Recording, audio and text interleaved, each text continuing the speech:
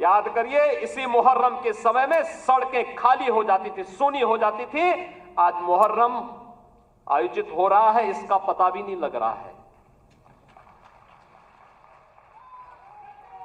ताजिया के नाम पर घर तोड़े जाते थे, पीपल के पेड़ काटे जाते थे,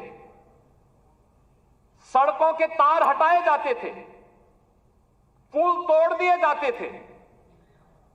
आज कहा जाता है किसी गरीब की झोपड़ी नहीं हटेगी। आज कहा जाता है कोई तार नहीं हटेगा। आज कहा जाता है कि सरकार नियम बनाएगी, पर्व और त्योहार मनाना है तो इन नियमों के अंतर्गत मनाओ और नहीं तो अपने घर में बैठ जाओ। ये मनमानापन नहीं चल सकता है। और विधि का शासन कैसे होना चाहिए, सुशासन कैसे होना चाहिए, यह भारतीय जनता पार्टी की सरकारों ने देश के अंदर करके दिखाया है। लोक कल्याणकारी कार्यों का परिणाम कितना हुआ, कोई सोचता था? मैं याद है जब देश के अंदर कोरोना की आहट हुई थी, माननीय नड्डा जी राष्ट्रीय अध्यक्ष के रूप में वर्चुअल हम लोगों के साथ जुड़े थे और आपने एक ही बात कही कि देश संकट में है, मानवता संकट में है। हमारे लिए एक ही मंत्र है, प्रधानमंत्री जी का आदेश है, एक ही मंत्र है और वो मंत्र है सेवा ही संगठन है। ये केवल भारतीय जनता पार्टी ने किया था। मुझे याद है कोरोना कालखंड में केवल भाजपा का कार्यकर्ता या राष्ट्रीय स्वयंसेवक सड़कों पर जनता जनार्दन की सेवा कर रहा था। अन्य किसी भी दल के किसी भी नेता का कोई अता पता नहीं था। कार्यकर्ताओं की बात तो दूर,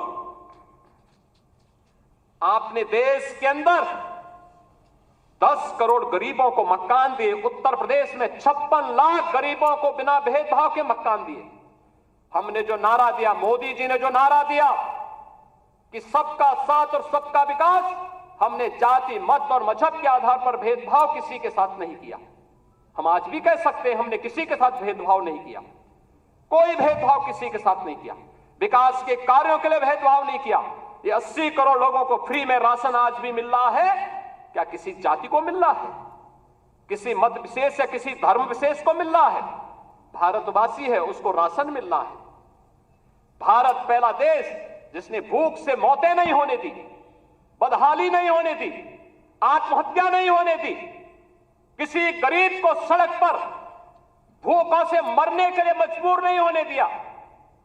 लेकिन उस सबके बावजूद भारतीय जनता पार्टी का कार्यकर्ता लगातार कार्य करता रहा।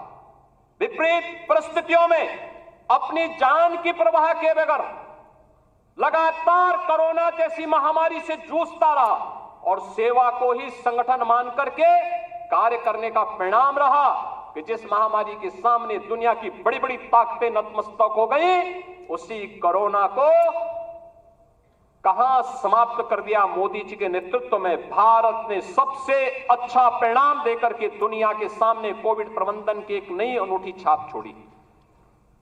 बीमारियों से होने वाली मौत, मुझे याद है 2014 में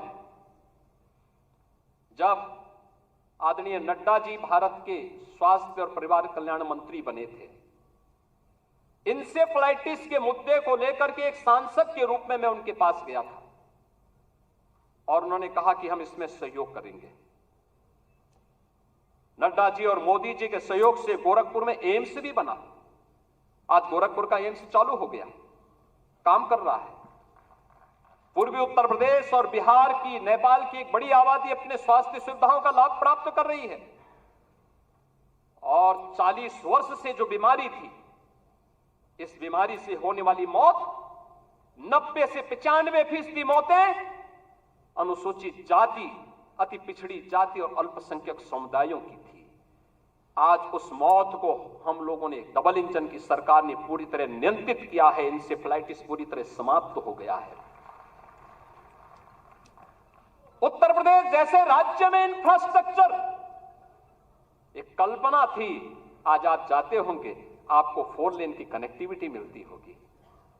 आज आप कहीं भी जाइए, प्रयागराज जाइए, काशी जाइए, लखनऊ आइए,